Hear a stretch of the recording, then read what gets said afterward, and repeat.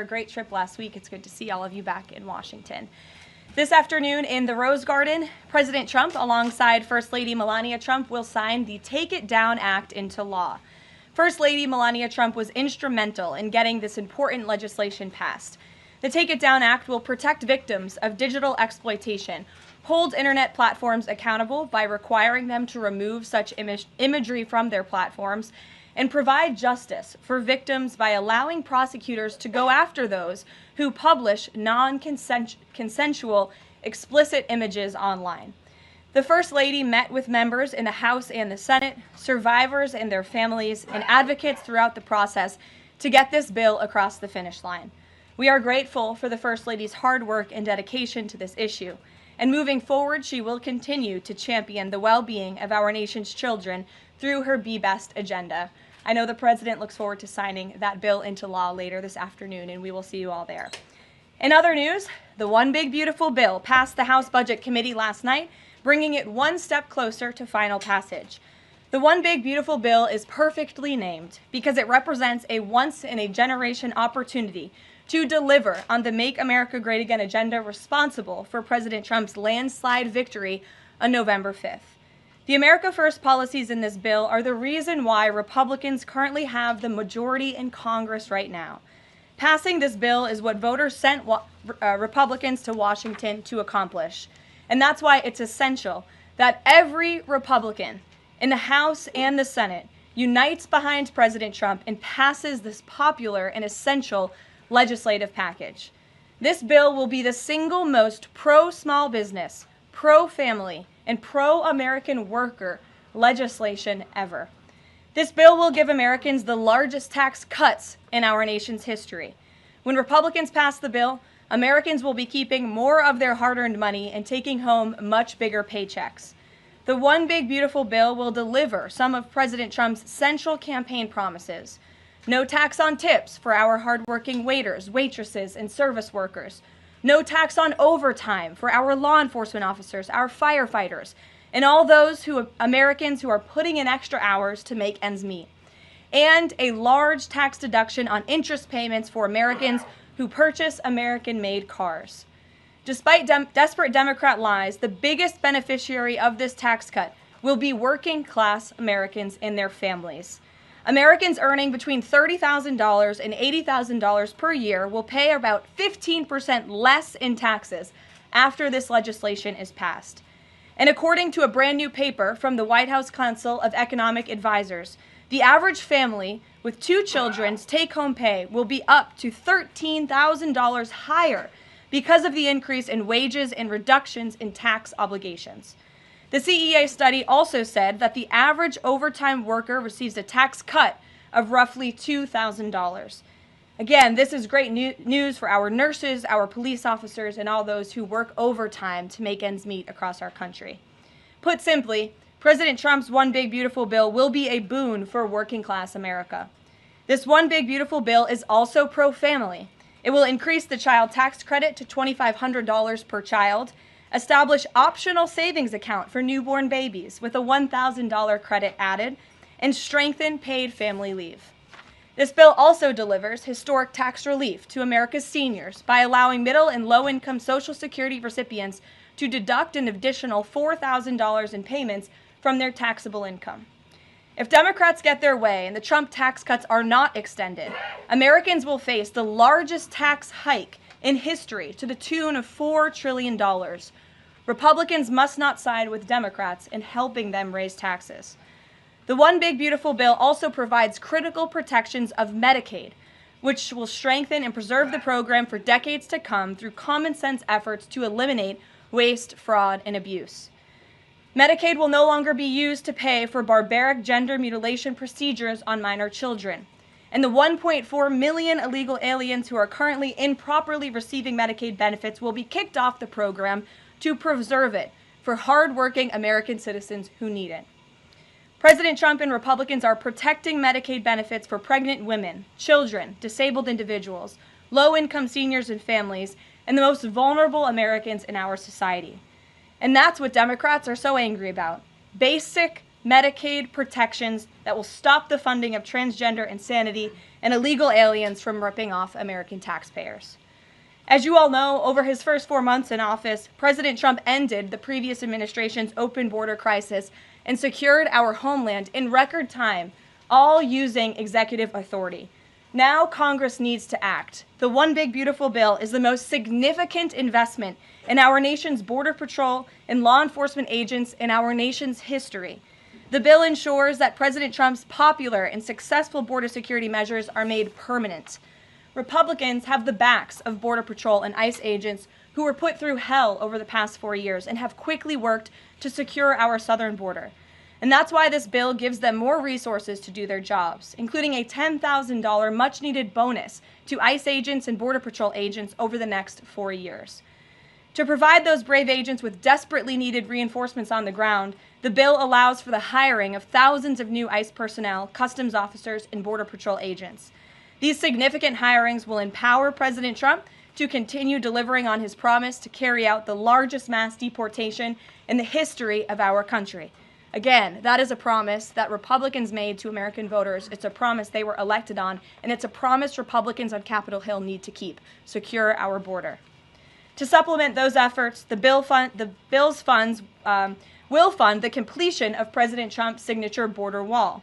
As a result, 701 miles of primary wall, 900 miles of river barriers, 629 miles of secondary barriers, and 141 miles of vehicle and pedestrian barriers will be constructed when this bill passes, along with cutting-edge technology to secure our homeland from dangerous illegal alien invaders. This bill also advances our national security and defense interests by ensuring the United States military has the necessary resources to remain the strongest and most lethal fighting force in the world. The bill will provide resources for the construction of President Trump's Golden Dome to safeguard Americans from potential attacks, give the Coast Guard resources to build more modernized ships, and the Air Force resources to acquire better planes. If all of those incredible things were not enough, the Big Beautiful Bill also finally modernizes air traffic control in America, a bipartisan issue. The bill will allow President Trump to deliver on his promise to overhaul and update our air traffic control systems to keep Americans flying as safe and efficiently as possible. The previous administration failed to act and do this themselves, despite repeated warnings from the GAO, which has resulted in unacceptable delays at major airports like Newark that the Trump administration is working hard to address. When the One Big Beautiful Bill passes, we will replace the current antiquated system, the FAA will enhance safety in our skies, reduce delays, and power the future of air travel in the United States. That's just some of what this historic legislation will accomplish. It is absolutely essential that Republicans unite behind the One Big Beautiful Bill and deliver on President Trump's agenda. There is no time to waste. Americans gave Republicans a once-in-a-generation opportunity to course-correct our country over many wrongs over the past 4 years. And Americans are counting on Republicans to work as hard as President Trump is in this White House every day on Capitol Hill. Send this legislation to his desk as soon as possible for his signature. Here in our new media seat today, we have Liam Cosgrove, the White House correspondent for Zero Hedge. With that, Liam, please kick us off.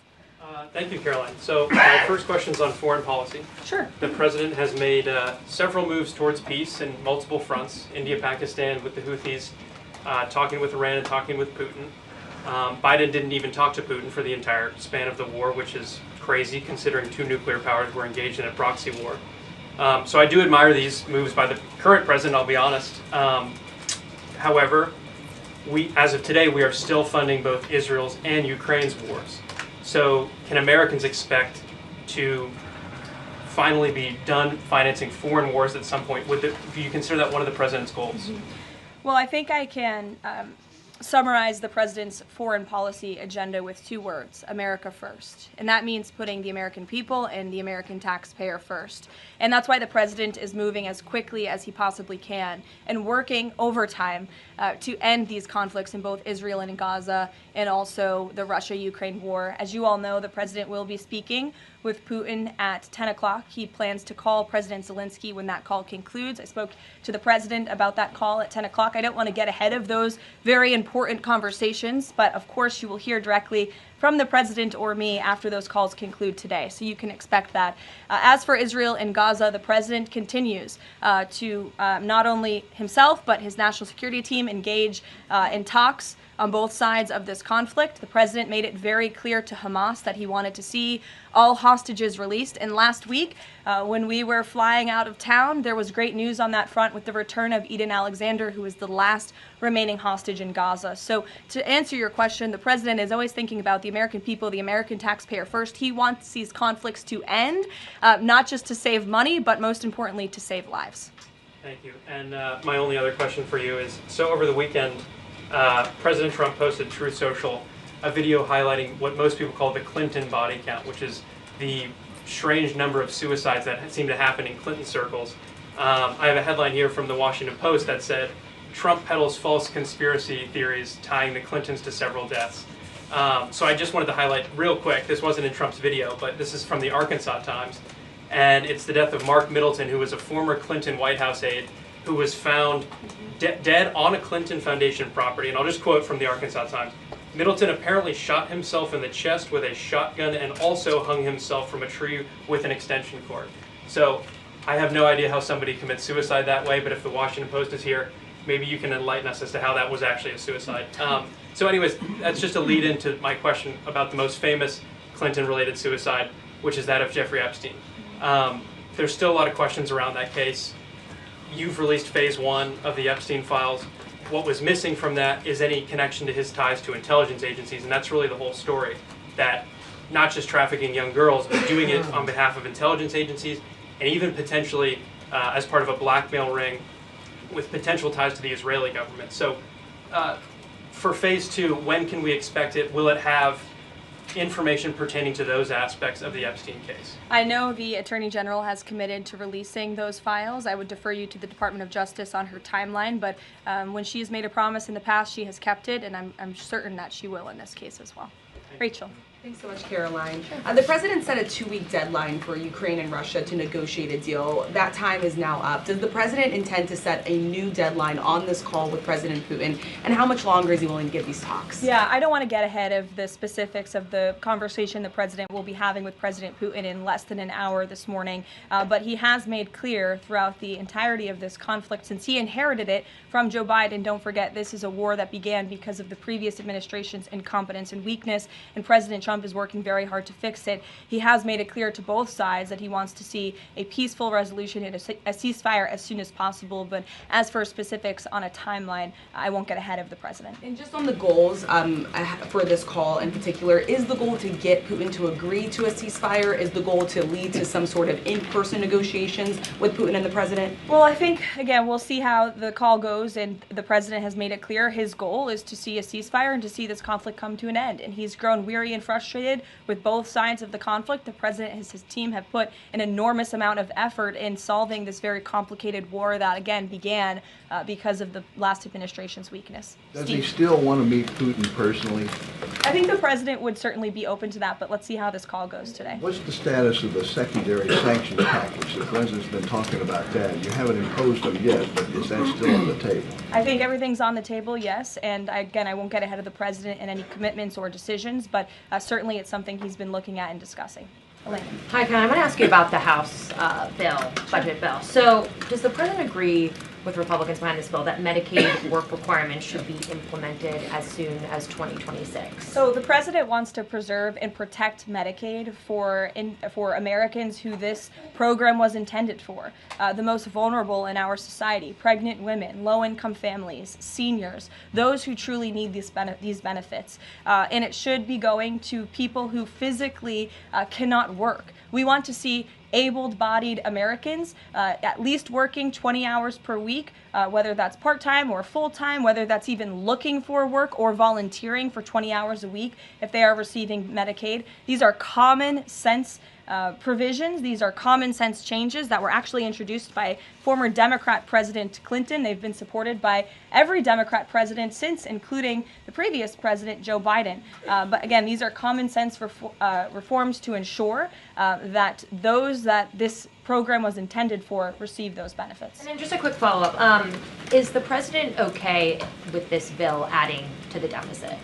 This bill does not add to the deficit. In fact, according to the Council of Economic Advisors, this bill will save $1.6 trillion. And the president absolutely understands and hears the concerns of fiscal conservatives and of Americans who want to get our fiscal house in order. That's what the intention of this bill is. There's $1.6 trillion worth of savings in this bill. That's the largest savings for any legislation that has ever passed Capitol Hill in our nation's history. The next bill that even comes close was $800 billion. That's less than half of the savings that we see in the One Big Beautiful Bill. And so the goal of this bill is to produce economic growth, to cut taxes, and to get our fiscal house in order. And this is the right step in the right direction towards doing that. Thanks. Edward. Yes, thanks. And then I'll go to you. Thanks, You're guys. welcome. I want to get the president's reaction to Moody's downgrading the credit rating of the United States. Sure. Well, look, the president talked about this over the weekend. The Secretary of Treasury also talked about it. When you look at the world has confidence in the United States of America and our economy once again. The president just last week secured trillions of dollars in investments from countries in the Middle East. We have seen trillions of dollars of investments flowing into our economy since the president took office. That is because America or people around the world have confidence in the United States of America. And if you also just look at the raw economic data that we're seeing, last week when we were out of town, inflation dropped once again. Oil prices are dropping, gas prices are dropping. The president has added nearly 500,000 jobs to the American economy already. So there's a lot of optimism in this economy, and the president disagrees with that assessment. And I want to ask you one more thing, if I could. On your Middle East trip, the United Arab Emirates is getting some of the most advanced AI chips, and there's agreements there. The UAE is the newest member of BRICS. Is there a concern from the president that those chips and the technology will pass through to China, India, Russia, and Iran? Part of going to the Middle East was to ensure that the United States, that this part of the region, our Gulf partners, know that the United States of America is there for them again, and that they should be investing in the United States, not in China. And these AI agreements, particularly the one the Secretary of Commerce signed in the UAE, has security guarantees to ensure that China is not getting the advantage, but the United States is getting the advantage when it comes to AI, and that the UAE and the U.S. are working hand in hand together to invest in this space. So you read the agreements, there are security guarantees, and this was a great trip for the country, no doubt. Go ahead. Thanks, Caroline. Prime Minister Netanyahu of Israel has said today that Israel will take control of all of Gaza. Is that a goal that President Trump is comfortable with or that he supports? I'll have to talk to the president about those comments as they just came, I believe, from the prime minister this morning, and I'll let him speak on that. The president has made it very clear he wants to see this conflict in the region end. He wants all hostages to be released. He was pleased that Eden Alexander was returned home safely to his loving family. The president spoke with Eden directly while we were traveling to the Middle East last week. As for the prime minister's comments, I'll let the president himself respond to those. Sure. Two questions. One, how involved does the president intend to be directly in talking to House members about the bill over the next couple of weeks or the next week? Sure. Well, over the weekend, the president was in direct conversation and communication with the Speaker of the House. He's been very involved. He always is. He's willing to pick up the phone when he is asked to. So he'll continue to be very engaged in this process with both House members and his friends on the Senate side as well. And on former President Biden's cancer diagnosis, the president put out a very nice message on Truth Social. Has he talked to President Biden directly? Does he intend to call? What does he intend to say directly? Not to my knowledge. I don't believe they have spoken, but I'm sure the president would be open to doing that. I spoke to him last night about the former president's cancer diagnosis, and the statement that he put out was the initial reaction he had with me on the phone as well. Peter. Follow up on former President Biden. White House doctors may have missed the early stages of his prostate cancer. So is President Trump worried about the quality of care that presidents get here? Not as far as President Trump is concerned. The White House physician we have here is phenomenal, and the team of physicians that take care of the president, particularly at Walter Reed Medical Center, are great. The president had his physical recently, as you know. He had perfect results. He's in very good shape. I think those of you who traveled to the Middle East with us last week can attest to the president's endurance. And by the way, I will add, we returned home from a very long and tiring trip last week.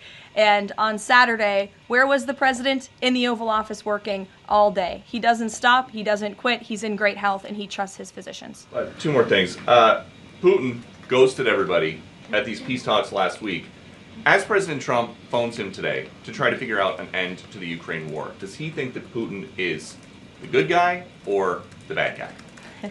I'll let the president speak on that conversation later. He's made his feelings about both sides of this war quite clear throughout it. He wants to see it end. And the last one, what does President Trump mean when he says that Taylor Swift is no longer hot? Look, he is speaking about Taylor Swift's political views and how perhaps it has impacted the support of the American public for her work, and I will leave it at that. Annie, go ahead. Thanks so much, Caroline. I'm just going back one more time to the White House Medical Office because there seems to be some question about this with regard to President Biden's screening. Can you say whether or not President Trump is screened for prostate cancer as part of his physical? To the best of my understanding, he is, but we can certainly check in with the White House physician and go back and look at that physical report. And then just one other question. Recently, Stephen Miller at the White House made some comments about considering suspending habeas corpus. And I'm curious if there's any update on how the White House is exploring that option to enact the president's agenda. I don't have any update at this time, but I can check in with our Deputy Chief of Staff. Mary Margaret, go ahead. Thanks, Caroline. Given the ongoing revelations about the former president's mental acuity and how staff and media covered that up, especially with the release of this book, 2 days, I think, is there any interest in further scrutiny of Kevin O'Connor, the former president's physician? I'll let the president speak on that. I spoke to the president again about the former president's health diagnosis last night, and he wanted to extend his warmest wishes to the former president and his family. But as for any further action, I'll let the president speak on that first. Michelle. Vice President Vance's meeting with Zelensky. Can you share any more information on that? My understanding was it was a good meeting, a productive meeting, and we're grateful that the Vice President did it and that he also went to the Pope's first Mass in Rome. I also have an update on that. The Vice President passed along a letter to the Pope from the President and from the First Lady extending their warm wishes and inviting them to the White House as soon as they possibly can come. Michelle. On Iran, Steve Witkoff said yesterday that continued enrichment is a red line for the U.S. The Iranian foreign minister says that's going to continue no matter what. How committed is the U.S. to that red line, and what's the next step for the next round of talks? We are 100% committed to that red line. The President, Special Envoy Witkoff, Secretary Rubio have made that incredibly clear, not just to the American public, but also in those discussions that Special Envoy Witkoff has had directly with the Iranians. And the next round of talks? I don't have an update for you, but we can get one. To the back row. Go ahead. Thank you, Caroline. South Africa's president says he's going to come to the White House to meet with President Trump on Wednesday. What are the president's expectations for that trip? And South Africa's president recently said he believes the folks that have been resettled here recently are cowards running away from problems in South Africa. Does the White House have a response to that? So I did see the South African president put out that statement. I want to confirm on our end with our Secretary of State and National Security Advisor, and we'll get back to you on that. Monica. Thanks, Caroline. You mentioned the President and the First Lady are signing the historic Take It Down Act this afternoon. I'm curious to know, what are some of the repercussions or consequences for these online platforms or perpetrators that won't comply with the act?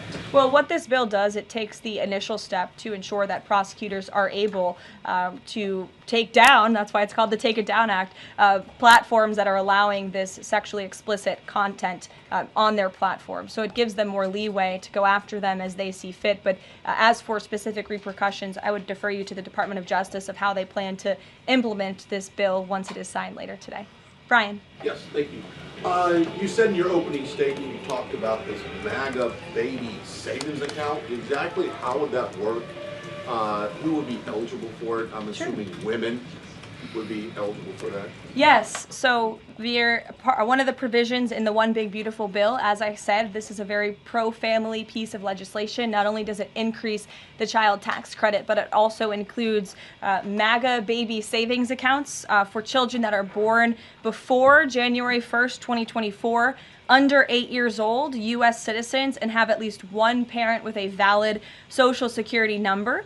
And when this tax provision becomes law, the child, if the parents seek to do this, will be set up with a savings account. Essentially, it's a 401k for a newborn baby. And child's relatives, their parents, can contribute up to $5,000 per year of after-tax dollars annually to that account. And then later in the baby's life, at age 25, savings account holders can withdraw up to the full balance of the account. Upon reaching 30, the account holders can access the full balance of the account for any purpose desired. So it's a great initiative for new parents, new mothers who want to set up this savings account for their children.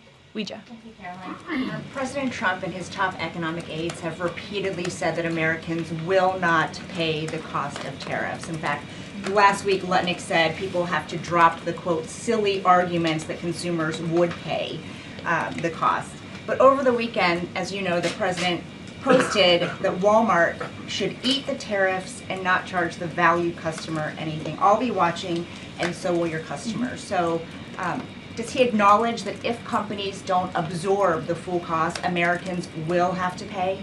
Well, first of all, the CEO of Walmart made those comments about the tariffs on an earnings call where CEOs, I believe, are legally obligated to give the most dire warnings and forecasts to their investors and stakeholders. The reality is the president has always maintained, Chinese producers will be absorbing the cost of these tariffs. And that is why China was so quick to hustle to the negotiating table with the United States of America. They need our markets, they need our consumers. And I would again point you to the inflation report that came out last week showing that inflation is declining in large part because energy prices are dropping across the board in this country because of the president's robust energy agenda that he has taken since January 20th. So the president is committed to ensuring that prices remain low for American consumers, and he maintains the position that foreign countries will absorb these tariffs. What does he mean by "I'll be watching" to Walmart? He'll be watching, seeing what they're doing. Jennifer. On the gift plane from Qatar, 3 things. Is there a timeline for the U.S. receiving that plane?